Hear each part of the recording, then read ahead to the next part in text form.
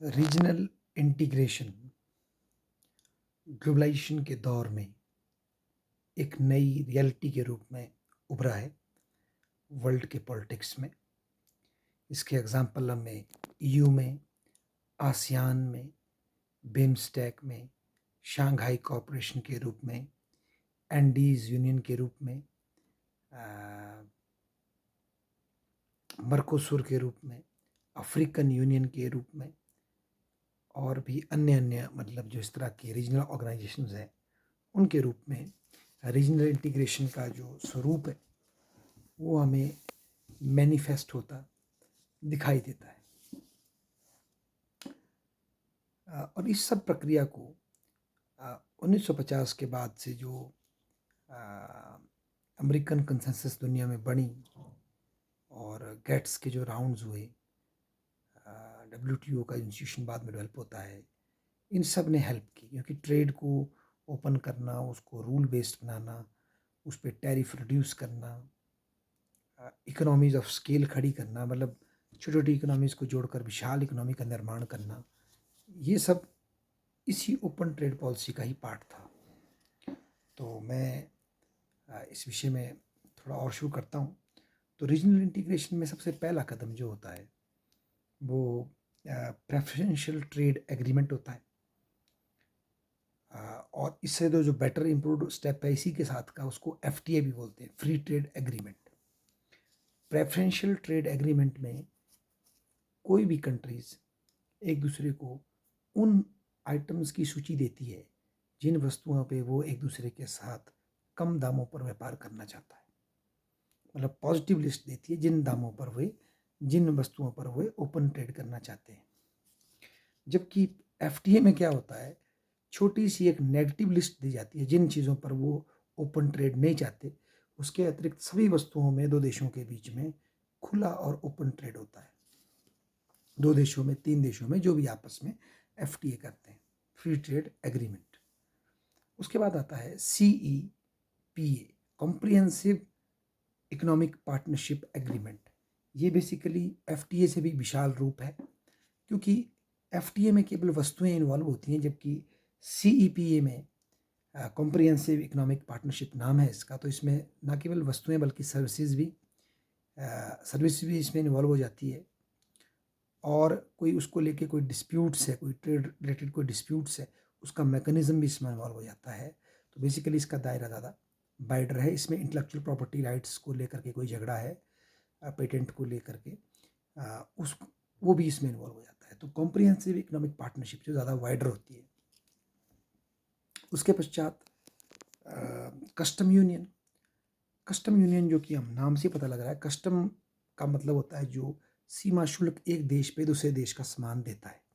तो custom union जब देशों के बीच में बनती है तो वो 4-5 देश, 6-7 देश इकट्ठे होकर के अपने पूरे देशों में जो विदेशी माल आएगा उसको केवल एक ही जगह उन्हें सीमा शुल्क देना होता है और उसके बाद वो माल सभी देशों में एक देश की तरह ही घूम सकता है। इसका सबसे पुराना एग्जाम्पल मॉडर्न टाइम में हमें जर्मन यूनिफिकेशन के दौर में ज़ोल्बरीन के रूप में 1834 में मिलता है, जब प्रूशिया की अध्यक्षता में स्मॉल जर्मन स्टेट्स इकट्ठे हुए और उन्होंने अपने जो जगह जगह उनके टैरिफ थे उनको रोक करके इकोनॉमी ऑफ स्केल बिल्ड करके एक इकट्ठी कस्टम यूनियन बनाई थी। और सब्सिक्वेंटली इसी को देखते हुए फ्रांस और मोनाको के बीच में, उसके बाद दुनिया के अन्य हिस्सों में कस्टम यूनियन को बनाने का प्रपोज हुआ था। और अगर हम देखें तो EU जो है हमारा, वो कस्टम यूनियन 1957 या 56 की जो रोम की संधि थी उसमें EU हमारी कस्टम यूनियन बनी थी। मतलब एक तरह से बाहर से आने वाले माल के लिए उन्होंने यूनिफॉर्म टैक्सेशन की व्यवस्था की थी और वो भी एक ही टाइम, वन टाइम। तो अपनी इकोनॉमी ऑफ स्केल को डेवलप किया था। आजकल एंडीज कस्टम यूनियन हमारे पास है जिसके सदस्य पेरू, इस तरह के देश हैं। मर्कोसुर है, साउथ लैटिन अमेरिका में मर्कोसुर एक और एग्जांपल है कस्टम यूनियन का। फिर उसके बाद आता है कॉमन मार्केट्स। कॉमन मार्केट्स जो है बेसिकली ये maastricht ट्रीटी के बाद हमारा EU बना था, यूरोपियन इकोनॉमिक कम्युनिटी जो है कॉमन मार्केट 92 में बनी थी। कॉमन मार्केट में बेसिकली जो आपकी सर्विस और जो कैपिटल है उसकी इन्वेस्टमेंट है और सर्विसेज जो है वो किसी भी देश में जा सकती है, जो इनके बीच में एग्रीमेंट होता है वो फ्रीली जा सकती है। तो फिर वो कॉमन मार्केट, क्योंकि वो सारी इकट्ठी मार्केट होगी, वहाँ इन्वेस्टमेंट आप चाहे पाकिस्तान में करो, चाहे इंडिया में करो, चाहे बांग्लादेश में करो, एक ही नाम होगा। सर्विस सेक्टर का कोई हॉस्पिटल खोलना है आपने, कोई कॉलेज खोलने हैं, वो भी आप खोल सकते हैं सेम लेवल पे, मतलब एक ही कंट्री समझो उसको। परंतु जो इकोनॉमिक और मॉनेटरी यूनियन है उसमें फ़र्क ये है कि जो इकोनॉमिक यूनियन इसके बाद जो आती है कॉमन मार्केट के बाद, उसमें बेसिकली सिंगल मार्केट बनती है। और सिंगल मार्केट और कॉमन मार्केट में फ़र्क है। कॉमन मार्केट में पूंजी कहीं भी जा सकती है, सेवा क्षेत्र की इन्वेस्टमेंट कहीं भी जा सकती है, पर लोग नहीं जाएंगे।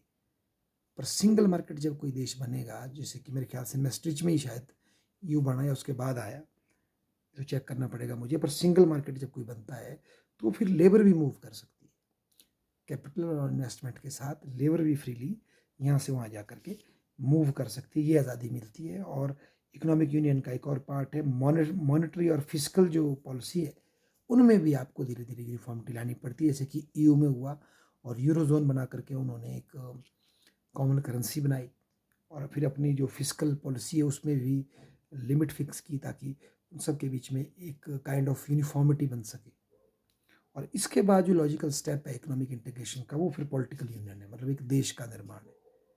वो फिर उसके बाद वो जो भी बनेगा वो फिर बेसिकली एक पॉलिटिकल यूनियन ही बन जाएगी। तो आमतौर पर हमें ये जो हमारे 6 स्टेप हैं इनको ही देखते हैं। वैसे अगर देखा जाए तो preferential trade agreement, free trade agreement एक ही बात है, उसमें थोड़ा सा मतलब ग्रेजुअल इम्प्रूवमेंट है।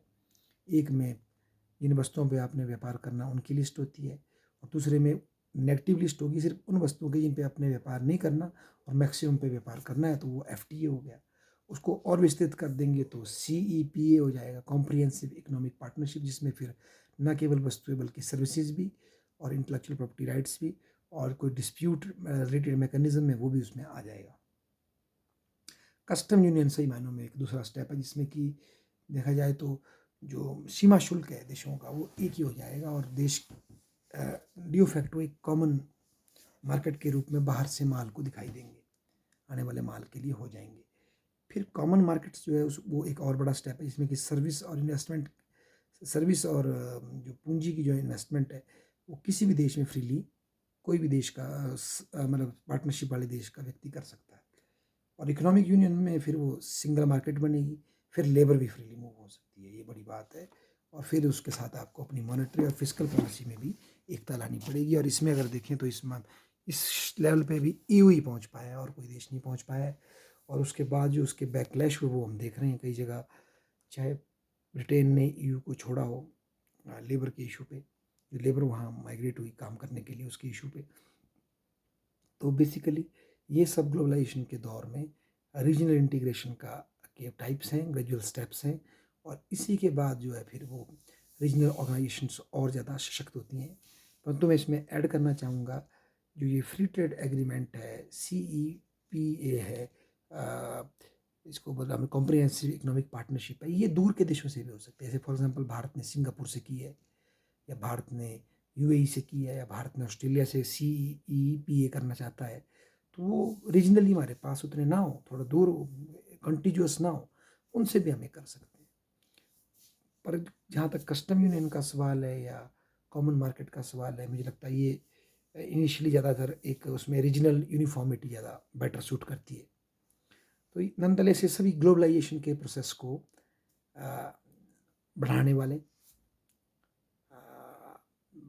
वस्तुओं और सर्विसेज पे टैरिफ के रेट को रिड्यूस करने वाले, लेबर की मार्केट मोबिलाइजेशन को फ्री करने वाले स्टेप हैं। हालांकि इनका इम्प्लीमेंटेशन इतना स्मूथ नहीं रहता, क्योंकि बहुत से देशों में सहमति नहीं बन पाती।